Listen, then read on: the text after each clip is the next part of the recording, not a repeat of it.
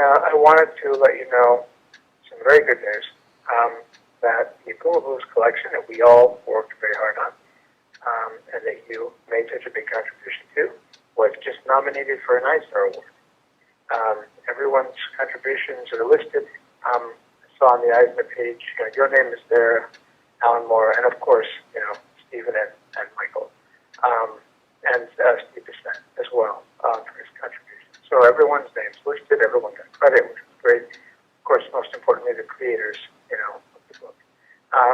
But I just wanted to say thank you so much, for being willing to get back involved with the story after so many years.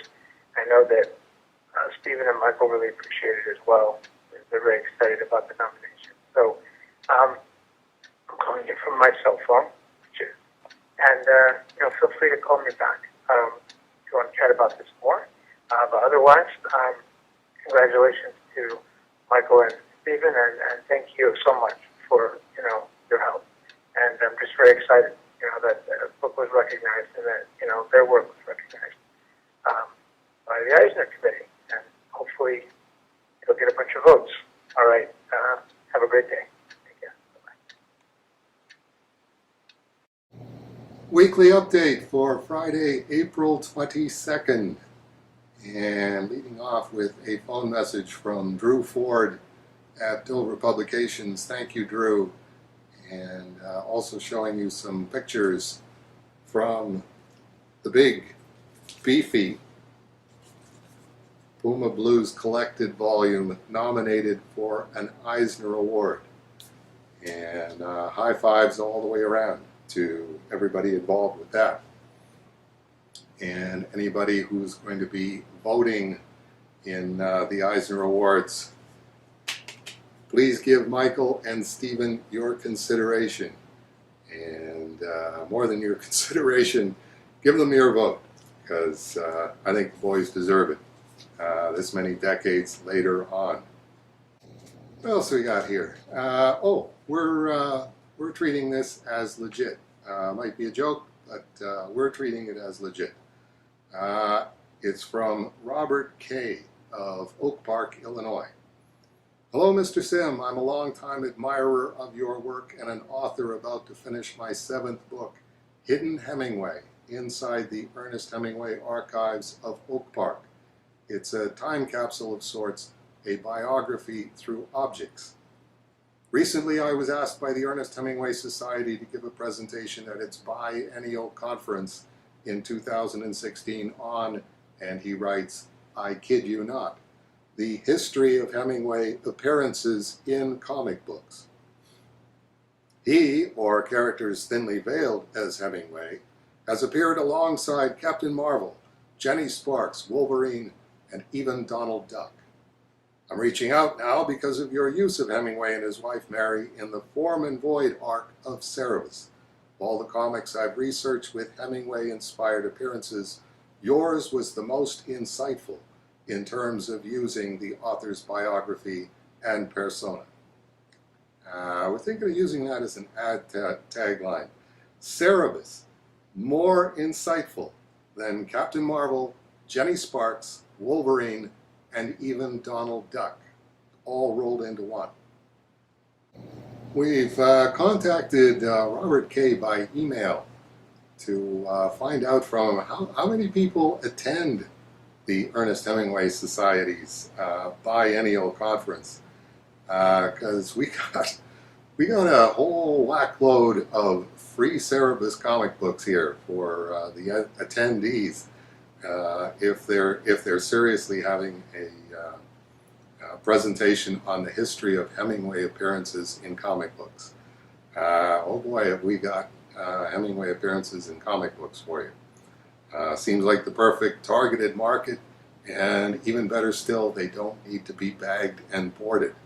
Just jam them all in a box and ship them off to Oak Park, and Bob's your uncle.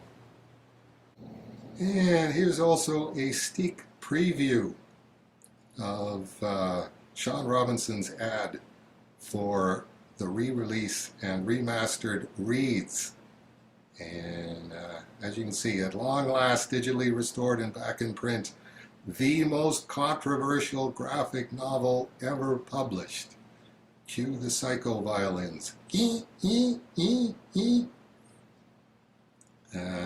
still using the quote, Cerebus, as if I need to say so, is still to comic books what hydrogen is to the periodic table. From Alan Moore, until Alan tells us, please don't use that quote anymore. And as you can see, this is going to mean that finally all 16 volumes are back in print. And as a matter of fact, that's the only correction that I had for Sean on the ad was, can we throw in the diamond order codes with the trade paperbacks? And sure enough, half an hour later it came back with all the order codes on it, and all 16 volumes of the 6,000 page graphic novel now available. And I think I changed that to back in print, parenthesis, finally, exclamation mark, close parenthesis.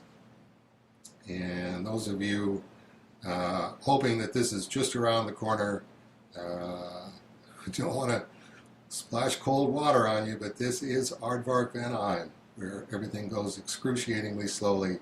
So watch for Jeff Seiler's Reading Reads about the ordeal of proofreading and getting the proofread corrections to stick digitally. Has used up a good chunk of his vacation in Florida. At least he's got nice weather for it. Yet another 11-year-old time-traveling Orthodox Jewish babysitter. The third volume of Hereville, How America Caught a Fish, by Barry Deutsch, frequent contributor to A Moment of Cerebus. My copy came with a finished ink drawing of Puma on the inside front cover on illustration paper. Your results may vary.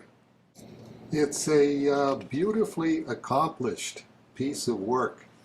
Barry just gets better and better all the time. And beautifully penciled, beautifully inked, beautiful computer coloring, absolutely state-of-the-art. I would describe it as very theologically suspect. So, as if 11-year-old girls don't have enough trouble with between Harry Potter and Twilight and all that stuff.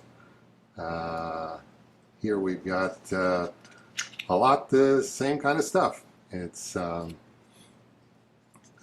well over in the direction of the infernal, but if you're not an 11-year-old girl and you definitely like humorous, a quasi-infernal entertainment, you really can't do better than the Merca books. And on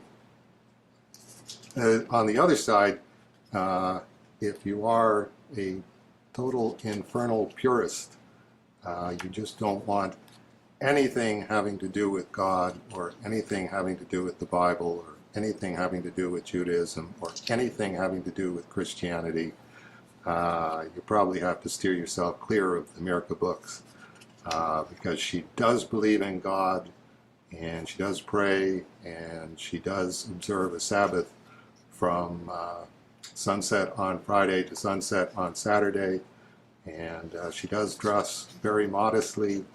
So, like I say, if you have to just have 24/7 pedal to the metal infernal stuff and just can't stand to have anything to do with God, sorry, Merca's not for you. But everybody else, I would say, definitely, if you're looking for an entertaining book, well worth the cover price, and definitely something that you'll want to read and reread and re-reread. These Merca books, they're the bee's knees. Okay, And that'll do it for the weekly update for April 22nd. And God willing, we'll see a bunch of you next week for the weekly update on April 29th.